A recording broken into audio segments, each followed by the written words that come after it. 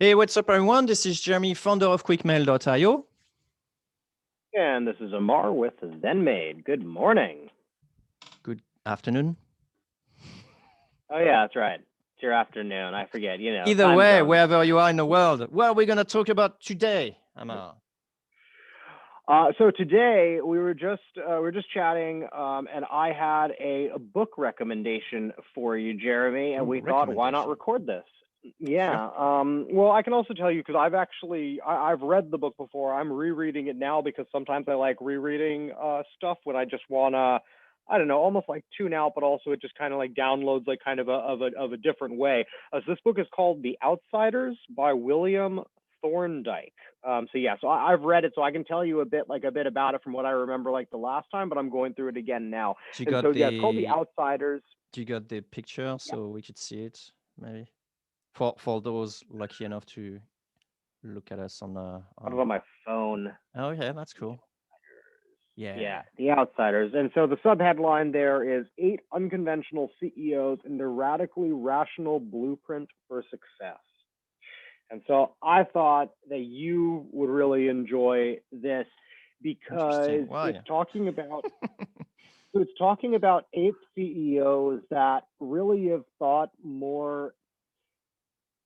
They talk a lot about essentially like capital allocation and yeah, thinking about running the businesses as capital like allocators rather than like operations. And I think that reading this book, it kind of, Interesting. when I read it before, it kind of took me to a different level of like thinking about us going from where we are in QuickMail and ZenMaid respectively to QuickMail and ZenMaid being one of like, multiple companies that we're running where we have other people that are, making the product decisions and working directly with the customers and all of like that stuff. And so then your focus is more on, I have this much in terms of human resources, I have this much in terms of like capital, where do we deploy for like the best returns.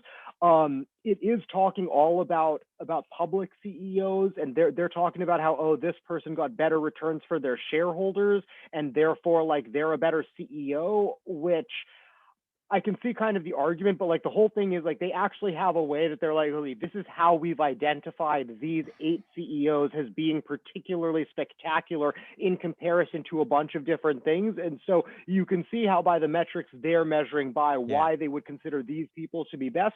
I think that that's arguable, but I still felt like there was a ton to take away. Yeah, I don't know. I think it's a book that you would enjoy, and I think on Audible it's only like 5 or 6 hours, so it's a decently short book. No, I don't pay anything with my credits under 12 hours. That makes sense.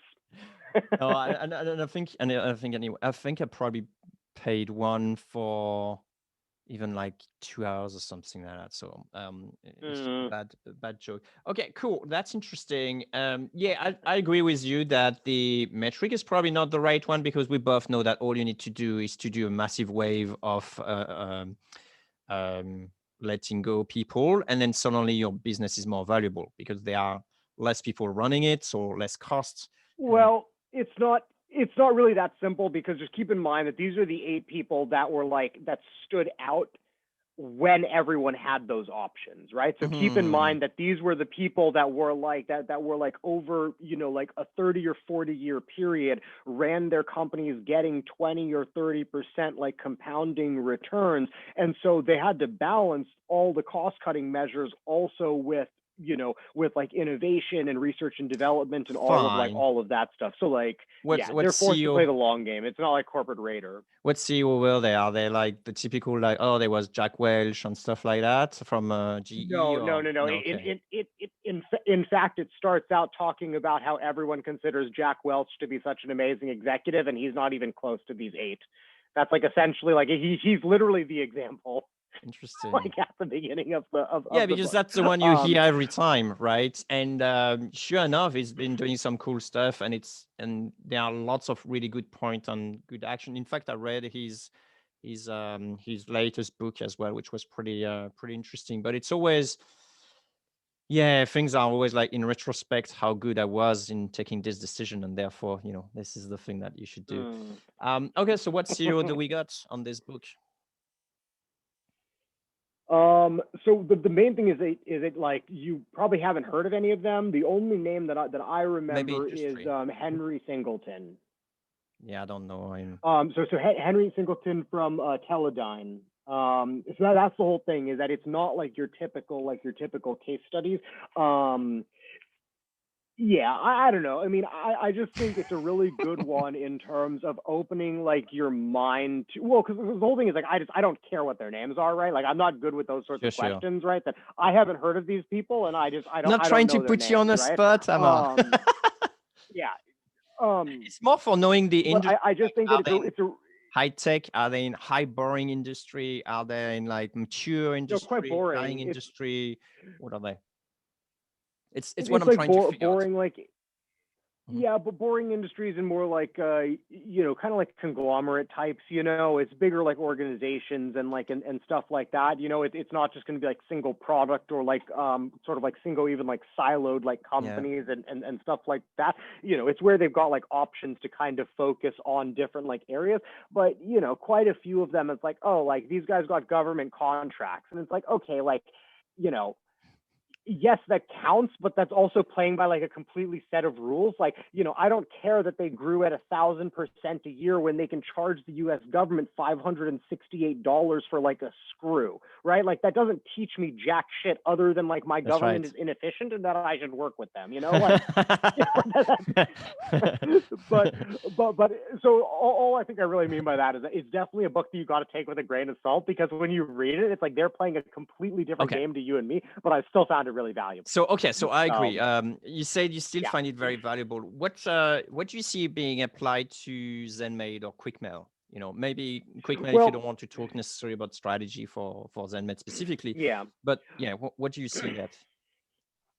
Well, so one thing that it did make me sort of consider. So all 8 of these like CEOs got a lot of their returns through acquisitions, and that was definitely Hmm. another idea that popped up that I think this one really planted the seed for me a while ago, that from other conversations that we've had, Yeah. that I've tried to buy a couple of companies. That I did buy one, but then I've actually tried to buy a couple, like as ZenMaid, right? That ZenMaid, we tried to buy PipeHire, which is a software that helps people to manage the hiring process of employees like maids.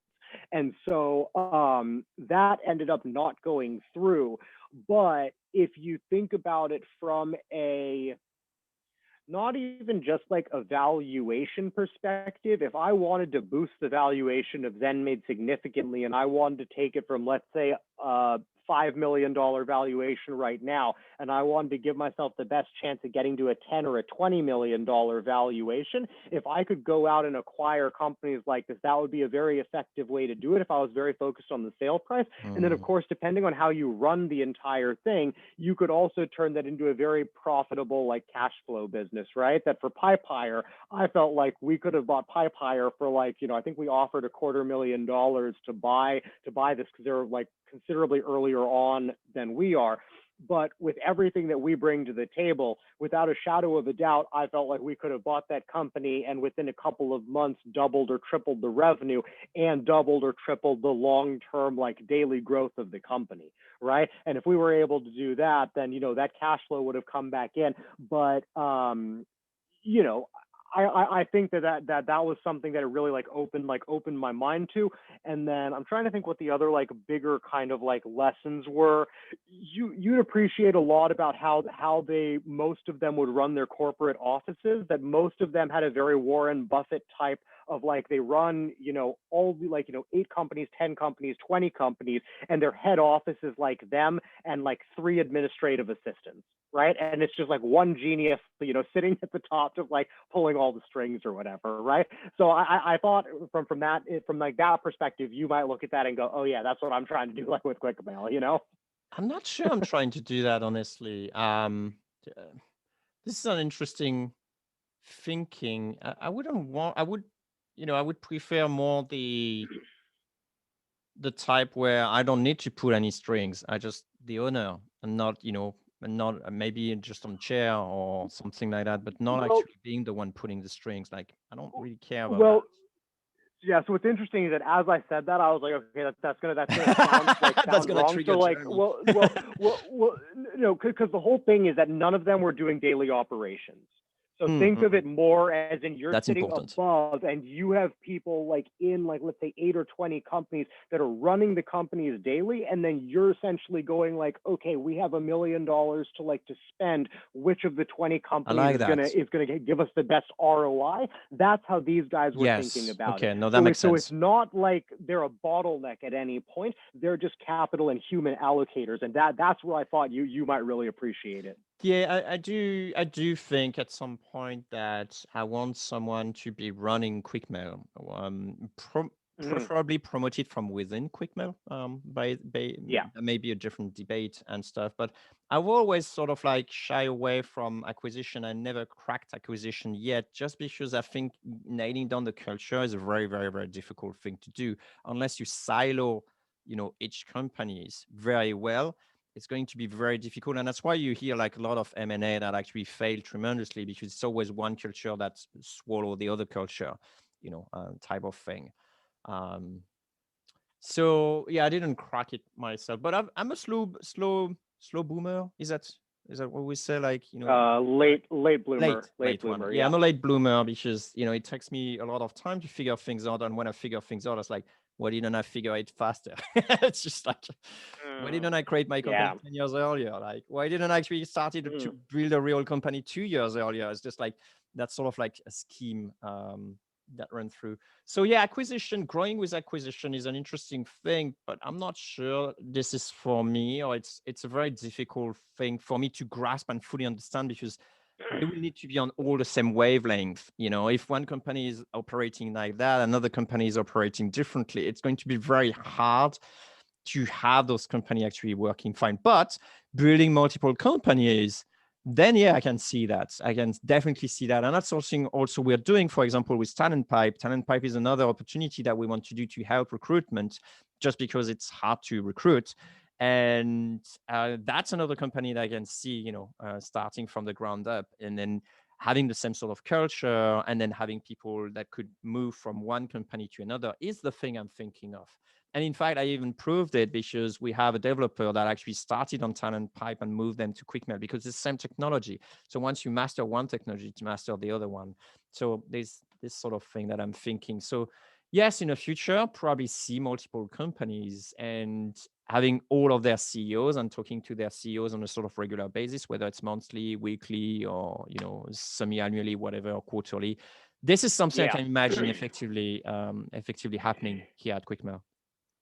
Yeah, absolutely. That's definitely the way that I see. So this kind of going like away from the Outsiders book, but that's definitely the path that I would kind of see, and it's a path that I've noticed.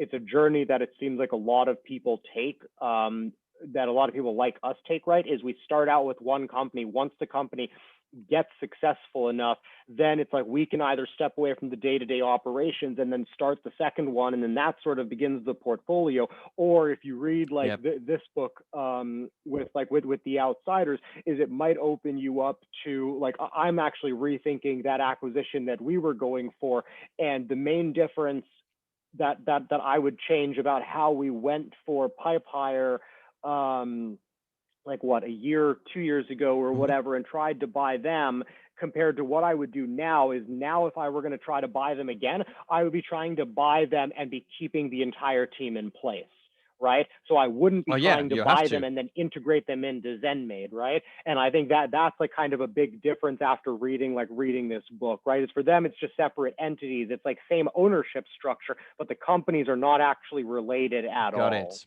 That makes sense.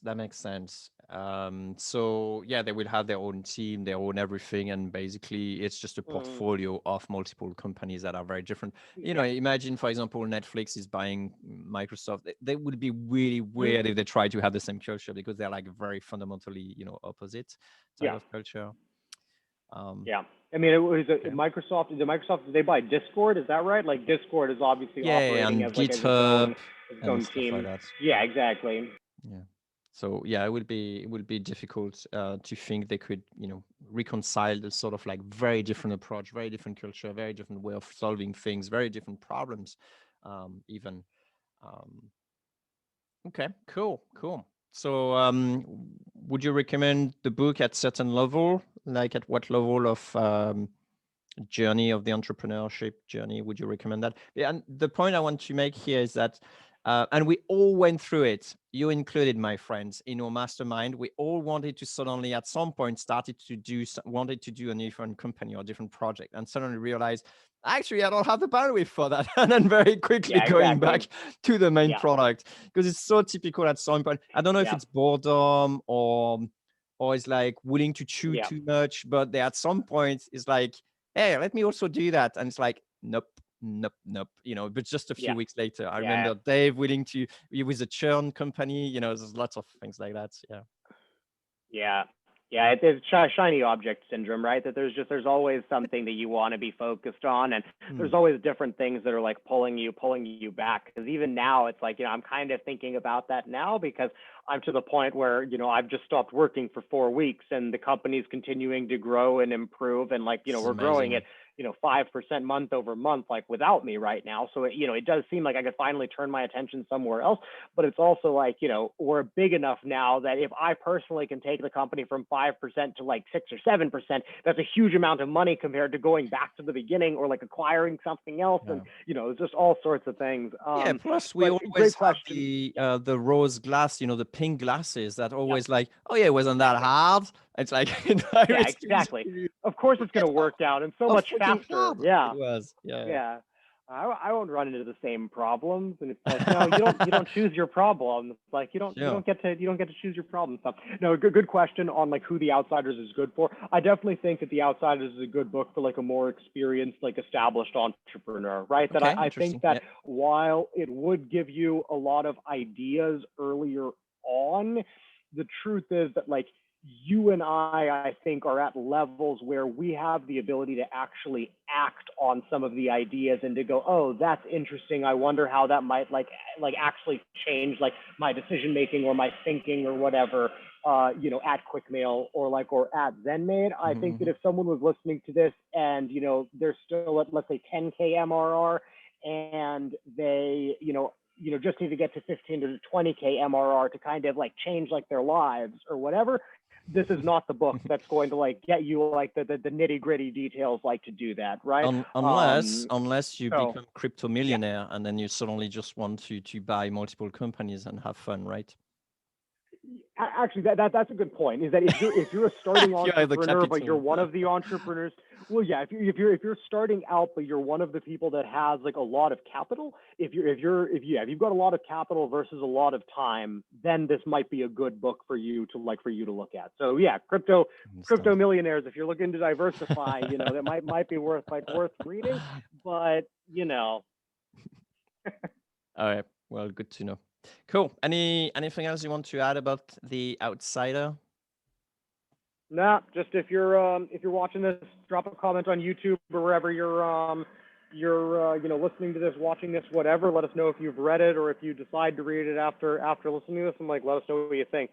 And you know, like, subscribe, click the notification bell. Yeah, and whatever. Follow us on Twitter and send us check. Yeah. Subscribe to ZenMaid. Use Quickmail as well. Buy our stuff. Yeah. All right. Thanks, Sama. Great cast. All right. See ya.